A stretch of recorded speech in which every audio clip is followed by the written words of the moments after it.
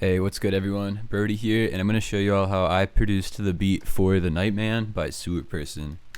This is like the fastest turnaround I've ever had with one of these beat breakdowns. I made this beat last night actually, or 2 nights ago, and then in the morning sent it to SEWERPERSON, and immediately he started tracking on it, and it dropped like that night. So it went day one, I made the beat. Day two, the song was made. Now day three, I'm making this video. So I don't know. I'm excited. It's always so fun when a song is turned around this quickly, and it's like so fresh, and I'm still so excited on writing it like as it's out. I feel like we all get to like listen together. But anyways, I will go into the start of it. So the beginning of this, I'll go through the melodic section, like all of the synths, which so I actually all of the synths are from the Arturia Micro Freak. The synth, I don't see if I can bring my camera down right here. I recently got this synth, and it has so many cool sounds on it. It's so easy to like make something really usable and creative like really quickly. I've been having a blast with it. I don't know, something like tactile to get my hands on and like change knobs and parameters and automate stuff like while recording and playing. It's been very cool. But I started off with making a melody. There's this guy here.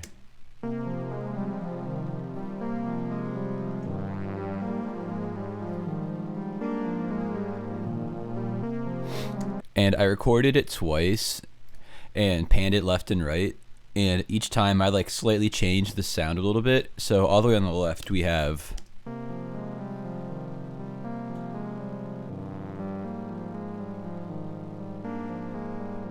and then on the right we have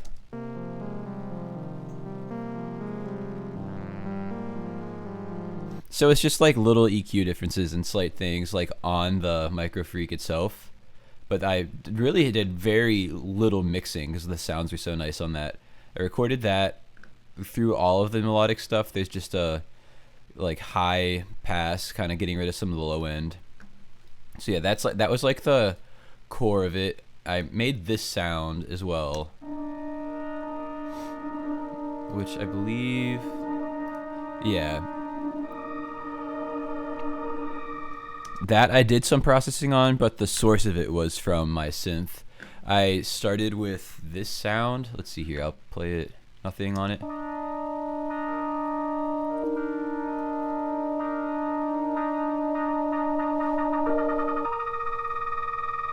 I just wanted something like weird and drony and atmospheric. And I turned Shaperbox on with the reverse setting. And then another one with like a rhythmic chop thing. And then I added some reverb. Well, a lot of reverb. It's 100% wet. So just to make it like kind of in the background, super ambient. I think that really fills out everything in a nice way. It's like the mood piece. I feel like every beat I make, I want some kind of tone that's going on the whole time that like sets the mood of the beat. And for this one, it's this sound plus this like digital thing in the background. But yeah, I have those, and then this synth, which is probably the most in-depth and fun one that I feel like makes like the groove of the beat with how minimal it is. I feel like the melodic parts do like some percussion, and it's this. Turn on the metronome.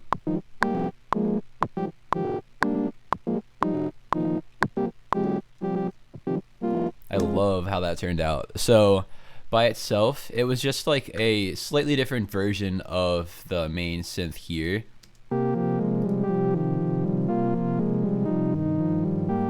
Same thing, just with like a little lead that I played on top of it. Did some EQing. I ran it through Glitch, one of my favorite plugins.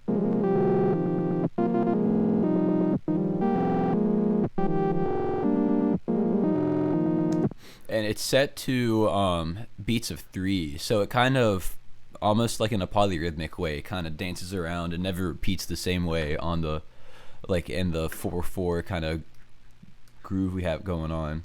So after that, I add tremolator, just a quarter note, soft square.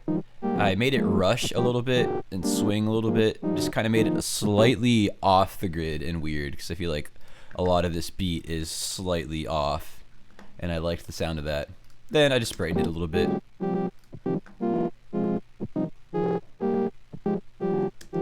See, I love that.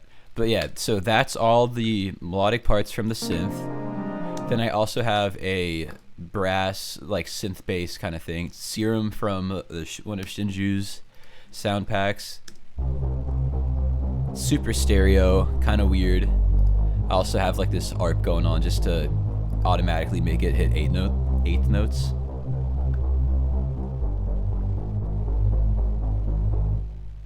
I wanted something super reverby, stereo, and like different sounding for the bass to kind of really contrast when the 808 hits too. But I love the sound since it's so wide and like in the background. That plus the droney sound is such a cool mood here. It feels so big and like epic sounding.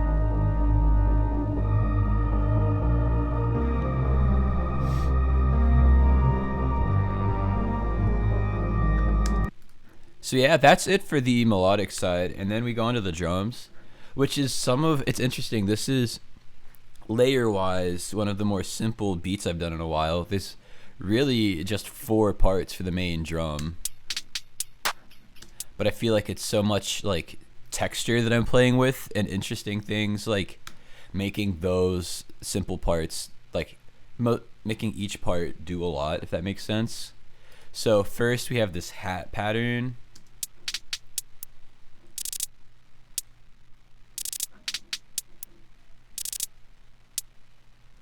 Which is, so first I'll go into it. I have glitch running through it. It's a hat from my kit that I did process a little bit. So I really, if you look at the sample here, I really chopped it and made it like as short as possible. So it's just super tight and clicky. I pitched it up a bit, like I went up 7, so I went up like a 5th on the pitch, and I did some envelope depth stuff, which is really cool in Logic Sampler. What it does is like makes you can kind of see the pitch here. It makes it like go from like low to high or high to low depending on how you set it, and it just kind of adds a little more motion and weirdness to the hat. That way, instead of just like clicking, it's like sliding in, versus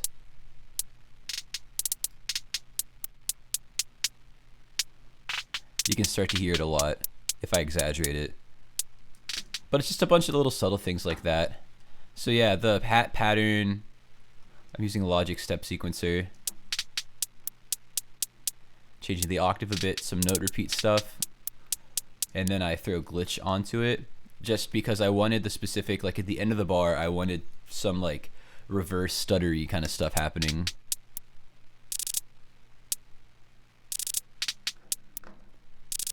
And I like that it's like slightly off grid, slightly off time, but not enough to sound odd or strange. So yeah, there's that. There's the clap. It's kind of it's like basic trap, like on the 2 and 4, or on 3 that is, like typical trap, like halftime snare, except the second time it never hits, only the first time, because there would be one there, but I wanted to leave it like super open, make you anticipate things more. And I kind of like the idea of like things not hitting when you expect them to, like pulling back and only doing like what's necessary. So yeah, I have 2 snare samples. I have this one that's a little bit woody sounding. Again, it's from my drum kit. It's called the low clap, and I made it not low. I pitched it up and I made it shorter. I just wanted all the drums in this beat to be super tight and like, I don't know, I felt like it brought everything together. And then I have this clap also from my kit. It's like the phase clap. It's got like a little bit of like low end distortion and some weird phase stereo with stuff on it, but it's a little more typical of a clap. So I thought layering those was cool. So in the more ambient sections, we have the little one, and some of the more like trap sections, we have that one, and then in the hook they're both in. Next we have this hat here, which I'm playing more with the envelope depth with pitch shifting. It's the what is it? Stay hat from my drum kit. It's like a one shot of just like a tambourine hit, and I made it really short, pitched it down a ton, but then I'm having the envelope depth go up, and then I'm adding a little bit of bit crush on it as well, and it just makes this really strange clicky sound.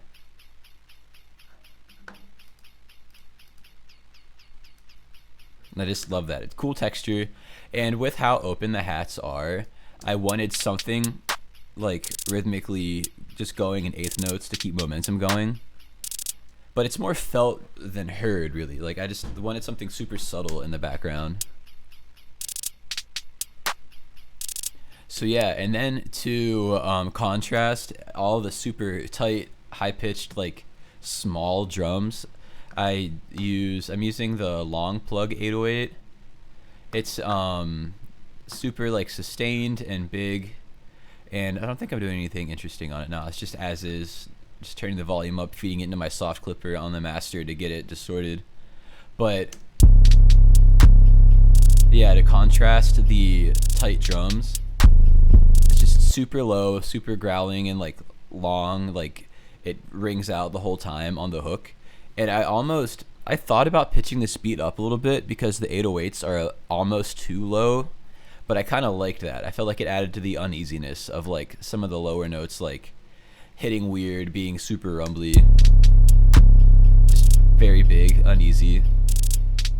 And then in the verse sections, I made them cut shorter, so there's more space. Aside from that, we have white noise swooshes on those sections, and then I have this like ambience thing going on all the time in the background. I mentioned it earlier, but I just wanted it to be like mood setting for it. So this sounds kind of like evolved over time for me. I used to use, in part of my beat tag was this like belchy sound, and over time I've like added more and more effects to it until it's like become its own kind of thing, and that's what this is. I like stretched out the sound of a belchy, ran it through some bit crushing and other things to make this sample, and then I also ran it through digitalis, which is a cool it does some bit reduction and like bit crushing type things, but there's so much like depth to it, and it's just giving some like weird like digital downsampling kind of stuff to it as well. But yeah, I got all that. I got the Garden Ave tag in the beginning, and that is the whole beat. I really love how this one turned out. I felt like for a while, the past few beats I've been making were a bit more like standard and like vanilla for my standards, I think. So I sat down with this one and was like, okay, I want to like not go on autopilot when I make this. I want to think about every sound that I'm using, like why I'm using them, and try to make something like more interesting. And this was the result of it, and I'm super stoked how it turned out. I'm glad that SEWERPERSON loved it and made such a cool song over it. I like a lot of artists I'm afraid to send the weird beats like this to, because I don't know if they'll understand what I'm trying to do, but immediately it clicked, and he absolutely killed it. One of my favorite songs that we've done together. Yeah, I'll play through a little bit of the hook real quick just to hear how it all came together.